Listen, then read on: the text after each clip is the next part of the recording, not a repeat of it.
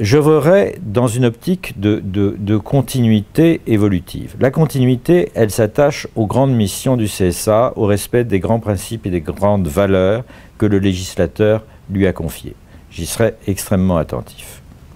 L'évolution, qui peut être extrêmement rapide et qui nous sollicite fortement, c'est le passage de formes de communication traditionnelles, avec un monopole des appareils de réception, à une approche complètement éclatée, concurrentielle, où Internet a un rôle essentiel à jouer. J'ai dit devant les commissions parlementaires que le téléspectateur se faisait internaute et l'internaute téléspectateur.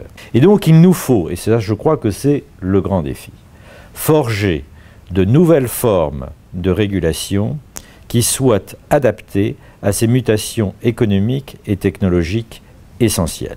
Ne pas abandonner ce que nous avons accompli, je ne suis pas un dérégulateurs, mais avoir l'esprit ouvert sur d'autres formes de régulation. Et ne jamais perdre de vue que nous sommes là aussi pour contribuer à promouvoir des industries culturelles, y compris d'ailleurs à l'exportation.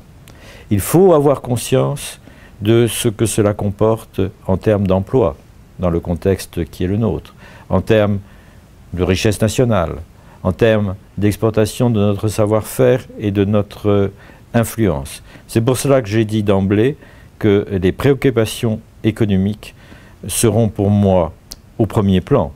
Le droit et les règles, je les connais suffisamment, de même que je connais suffisamment la compétence éprouvée de l'administration du Conseil supérieur de l'audiovisuel.